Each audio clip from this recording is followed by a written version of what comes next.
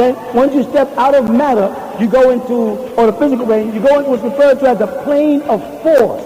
The plane of force stimulates the physical. That means the tree, the bulk wood, life bliss, is 1 degree of the physical plane. The life force with the water and the sun and the minute particles of living energy that makes it grow, blossom, and extend, that energy in there is called the plane of force. You follow that? When you move to above the plane of force, where do you go? Why do you call it the spiritual? Because you're moving now into an etheric state, an exoplasma. You're moving into energies that do exist, but until recently, science could not explain. Because as far as they got was to the hydrogen atom, and they had to wait for it.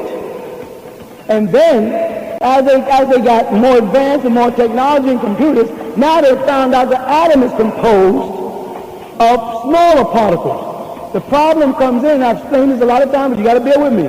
The problem comes in the word sum. S-O-M-E versus S-U-M. Phonetically, they sound the same. Some because they are the same. Something is the sum of a thing. Its weight, its mass. Something. You with me? Okay? So now, when you say a hydrogen atom, you're defining, before recently, the lightest sum or thing in existence was hydrogen. When they split the atom, now they had two things, which became a biap. You follow that? A biap, which simply means two apertures. Because they don't know what to do or what to say, because they've already announced for the last 400 years that the lightest thing in existence is a hydrogen atom. So now how they re-educate all the kids and say, we made a mistake. You follow? They lose the confidence and trust of the kids. They don't do that. They just build it. They lie. They say, well, we split the atom, and now we found the quark. But when they speak of a quark, they're really speaking of a quad, which is a 4. So they had to have split 2 atoms to get to a quark. So they had to get to a biaperture before they got to the quark, and before they got to the Z-ads, which is nothing but an Arabic word, Z-ad, meaning to add on. That is Arabic word meaning plus, and Hebrew. You hear me? So they got past the first sum, the lightest atom, see? And now they have a second degree of energy and matter, which they don't have an atomic weight for. So they then admitted that there does exist a form of living intelligence and force that has no sum on this side of things. So they verify the spiritual world. They just don't want to say spiritual. Because the next thing will be, can I contact it? Can I communicate with it? Can it help me? And the answer is yes. And we've been doing that for years, contacting the spiritual world, until Christianity told us to stop doing it and only go, I am the way, the truth, and the light. No one gets to the Father but by Jesus. Don't go to your mother. Don't go to your father. Don't listen to your grandmother's remedies for your colds. Go by Tylenol. Go their way to a white Jesus only and cut off our connection to the spiritual world. Above the spiritual world, because the spiritual world, so you have the physical plane, it subdivides into different types of matter. The plane of force, which is the energy that's inside all living things. And then you go into the spiritual plane when they got beneath the atom and got to a higher level of energy. And then you go into the mental plane. That this thing invaded man who's so intelligent, it must have thought. It had a mind. And the word mind is the individual portion that feeds off the mental. And the mental is the reservoir of intellect of which all things receive. So it moves to the thought patterns of the soul or the spirit. You follow that? We get past the mental plane with the 4th level or the 4 elements that manifest the physical. Now we go to the next level.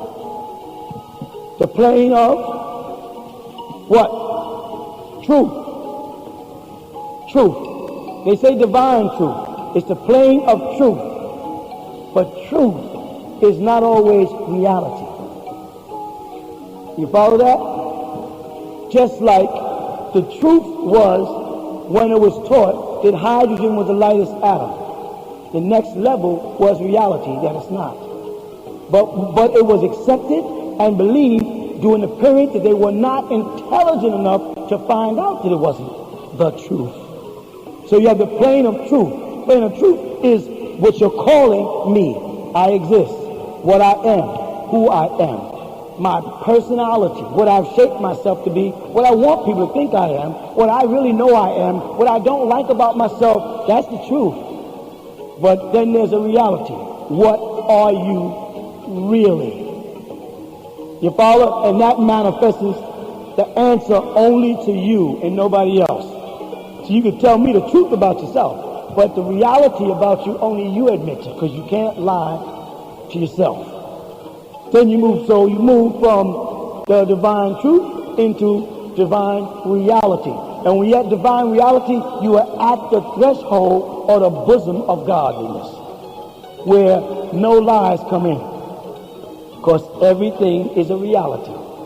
And as you step from the bosom of God, as they would say, and look back through the 7 planes, before I go to the next 4, and look back to the 7 planes, what do you see? You're looking through the face of God. You're looking from the mass of God. You see less than myself. All right? So therefore, the next step would be higher than myself. Another reality, because God was a total reality as the hydrogen was until it was split. Now, God was a unitary, a reality, until reality says God had to have an origin. God had to have a point in existence. God had to, when you got to the point where you was able to question that, what did you do? You wear the mask of God. You approach the mask, because God is a mask. Allah, Theos, Jehovah, he's a mask. And you're working your way towards this mask. And when you get there, you put the mask of God on and you look back at creation. And you say, growth. Growth. That's the truth. But beyond that truth, there's something else that God sees. God sees the only real reality. Change. That growth is change. Only real consistency is change. That's reality. And that's when you put on the mask of God and you look back at creation, and creation becomes growth. No longer birth is growth. No longer creation is growth. And then you realize growth is growing toward you, through you, and past you.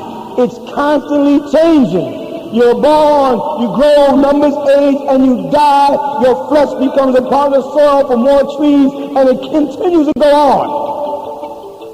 It starts to sum up to a second degree of reality. You go 4 steps. You step from God at 7 to the 8th point, the reality that change. Why 8? Because 8 is that number that keeps multiplying by itself. 2, 4, 6, 8. It keeps on multiplying. But above 8 is the perfect cycle. At 9, the perfect cycle. That's when all realities meet. Watch. 9 plus 9, which is 9. Plus 9, 27, which is 9. Plus 9, 9 times 9, 81, which is 9. You see, it moves in that vicious circle.